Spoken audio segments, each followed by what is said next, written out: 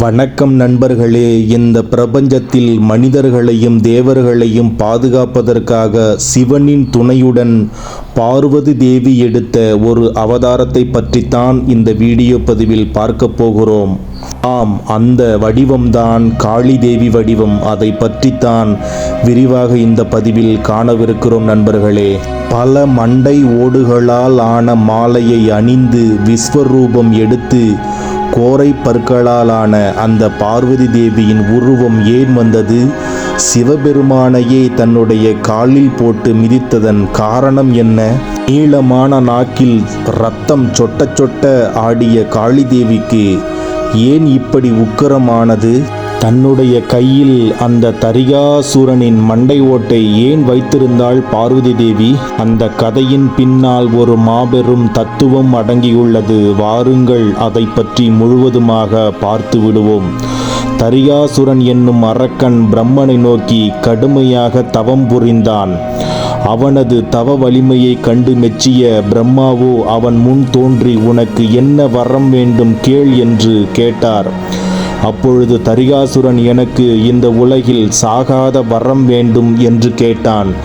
ஆனால் அதற்கு பிரம்மதேவரோ, உலகில் பிறந்த எவரும் ஒரு நாள் மடிந்தே ஆக வேண்டும். இது இயற்கையின் நியதி.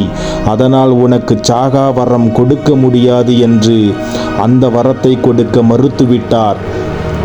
ஆனால் தரிகாசுரன் மிகவும் யுக்தியான ஒரு முறையில் வேறு ஒரு வரத்தை கேட்டான்.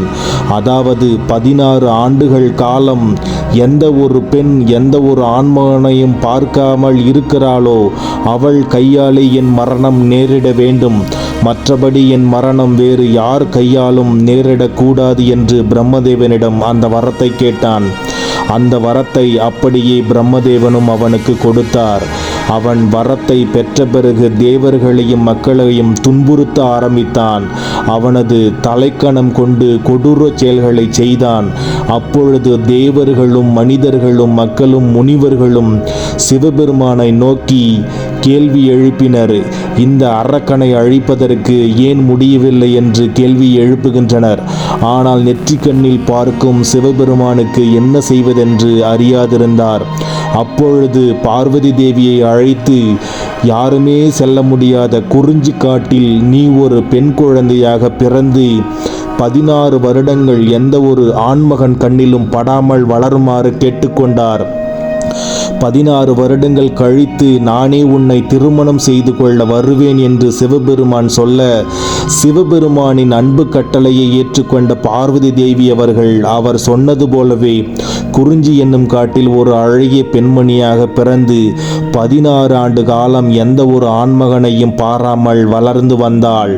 அப்பொழுது நாரதரை அழைத்து சிவபெருமான் அவர்கள், தரிகாசுரனிடம் போய் சொல், அந்த குறிஞ்சி காட்டில் ஒரு அழகிய பெண் இருக்கிறாள், அவளை தான் சிவபெருமான் திருமணம் செய்ய போகிறார் என்று மட்டும் நீ சொல்லி வா என்று நாரதரிடம் சொல்ல, உடனே நாரதரும் சிவபெருமானின் கட்டளை ஏற்றுக்கொண்டு தரிகாசுரனிடம் சென்று, சிவபெருமான் அவர்கள் குறிஞ்சி காட்டில் ஒரு அழகிய பெண் இருக்கிறாளாம், அவளையே தான் சிவபெருமானும் திருமணம் செய்ய போகிறாராம். அதனால் உங்களுக்கு என்ன தோன்றுகிறதோ அதை செய்யுங்கள் என்று நாரதர் தன்னுடைய வேலையை பார்த்துவிட்டு வந்தார். இதனை கேட்ட தரிகாசுரனான அந்த அரக்கன் சிவபெருமானை பழி வாங்க வேண்டும் என்ற எண்ணத்தில் அந்த பெண்ணை தேடி குறிஞ்சி காட்டிற்கு சென்றான். அங்கே சென்றதும் அந்த பெண்ணின் அழகிய பார்த்து மயங்கி, அவன் இந்த உலகத்திற்கும் கடவுள் நான் தான், இந்த உலகத்தில் சிவபெருமான் பெரிய கடவுள் என்பார்கள், ஆனால் அவனை விடவும் பெரிய கடவுள் நான் தான் என்று தலைக்கணத்தோடு சொன்னான். என்னை திருமணம் செய்து கொள்ளும்படி வற்புறுத்தினான்.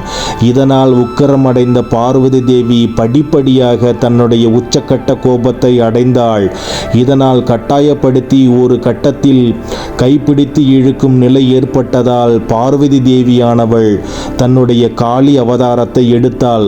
அப்பொழுது அந்த தரிகாசுரன் என்னும் அரக்கனுக்கு என்ன நடக்கிறது என்று தெரியாமல் திகைத்து நின்று பார்த்து கொண்டிருந்தான். அப்பொழுது பார்வதி தேவி அவர்கள் சொன்னார்கள், 16 ஆண்டுகளுக்கு முன் நீ பிரம்மதேவனிடம் பெற்ற வரத்தை எண்ணிப்பார் என்று சொல்லவும், அப்பொழுதுதான் தரிகாசுரனுக்கு புரிந்தது, தன்னை அழிப்பதற்காகவே 16 ஆண்டு காலம் ஒரு புதிய அவதாரம் எடுத்து பார்வதி தேவி இந்த காட்டில் வளர்ந்து வந்திருக்கிறாள் என்பது அப்பொழுதுதான் அவனுக்கு புரிந்தது. உடனே கோபத்தின் உச்சத்திற்கு சென்ற பார்வதி தேவி தரிகாசுரனை அழிக்க நேரிட்டால் அப்பொழுது தரிகாசுரனின் இரத்தம் இந்த உலகத்தின் பல்வேறு பகுதிகளில் விழுந்தது. அப்பொழுது அவனுடைய ஒவ்வொரு இரத்த துளிகளிலிருந்தும் பல்வேறு விதமான அரக்கர்கள் தோண்ட வருவது போல இரத்தம் சொட்ட அந்த இரத்தத்திலிருந்து அரக்கர்கள் உருமாறிக்கொண்டே வந்து கொண்டிருந்தனர். இதை பார்த்த பார்வதி தேவி அவர்கள் அந்த அரக்கனின் இரத்தத்தை முழுவதுமாக குடித்து விட்டாள். உடனே அந்த தரிகாசுரனின் இரத்தத்தை குடித்ததன் விளைவாக பார்வதி தேவியும் அரக்க குணம் பெற்றாள். இதனால் உலகம் அதிர பார்வதி தேவி அவர்கள் ருத்ர தாண்டவம் ஆடினார். விஸ்வரூபம் எடுத்து ருத்ர தாண்டவம் ஆடியதன் விளைவாக தேவர்களும் முனிவர்களும் சிவபெருமானை நோக்கி சென்றனர்.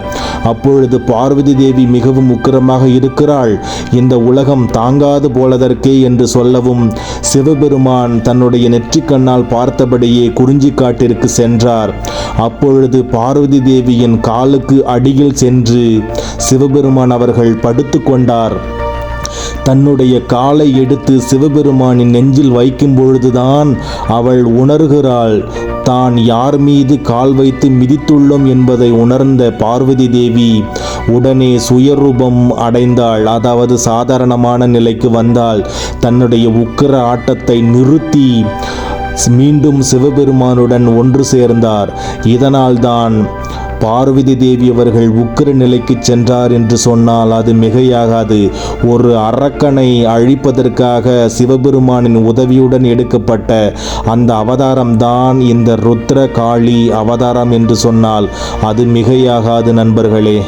இப்படித்தான் இந்த பிரபஞ்சத்தில் மனிதர்களையும் தேவர்களையும் காப்பதற்காக சிவபெருமானின் துணையுடன் பார்வதி தேவி இந்த காளி அவதாரம் எடுத்தாள். இந்த வீடியோ பதிவு உங்களுக்கு பிடித்திருக்கும் என்று நான் நம்புகிறேன் நண்பர்களே.